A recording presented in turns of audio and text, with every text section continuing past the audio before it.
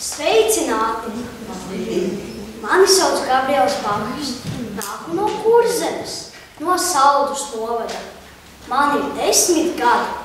Mācos Ezeres pamatskolas 4. klasē. Folkloras kopā Kamolītis piedalos jau 3. gadu. Man ļoti patīk stāstnieku konkursi, jo tajos var kārtīgi izpausties. Mācos draudzīgā klasē. Mums kopā iet jautri un interesanti. Nu tāds es esmu.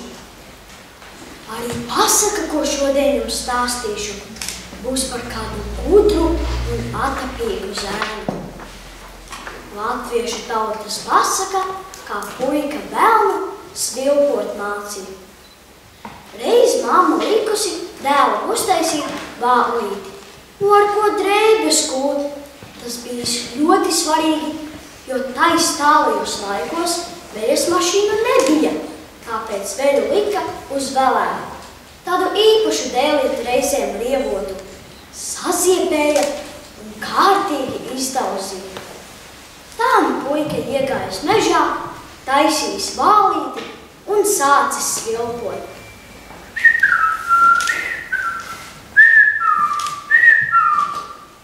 Te priekšņi pagadījies melns kungs, nu tāds dīvains, ar ragiem un asti. Kas tas varētu būt? Velns. Jā, velns. Šis nu vaicājis. Ko tu te manā mežā dari? Kā ko dari? Neredzi, mācos svilpot. Šādi, tā nav nekāda svilpošana. Paskaties, kā es protu. Nudien, velns tā sācis svilpot, ka visiem kokiem lapas nobirušas. Bet puika tikai smējies. Ha! Tas nav nekas! Kad es pa īstam svilpošu, tad labāk apšiem acīm lakatu, lai neizskrīt. Labi, velns tā arī izdarījis. Bet kā jūs domājat, puika svilpoja? Nekā nebija. Tas tā bliezis vēlnam pa pakalsi, ka šim patiešām acis no pieres izlidojušas. Velns tikai teicis, nu dienesī varants svilpotājs, un licies prom, ko kājas nes. Tā puika uzvarēja velnu svilpošanā. Saka, ka smieties ir veselīgi, tāpēc latviešu tautas anekdote.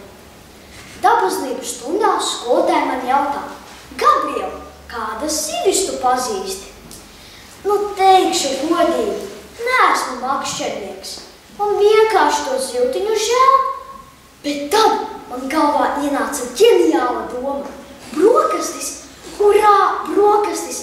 Šāvu ārā momentāli, ķīloju špates un tekteļu. Tagad notikums. Šo notikumu man pastāstīja mans klases audzinātāja. Viņa draudzējas ar spokiem un zina daudz spoku stāstu. Kādu dienu viņas audzināmās klases zēni izdomāja apskatīties, vai kāpos patiesi spokājās.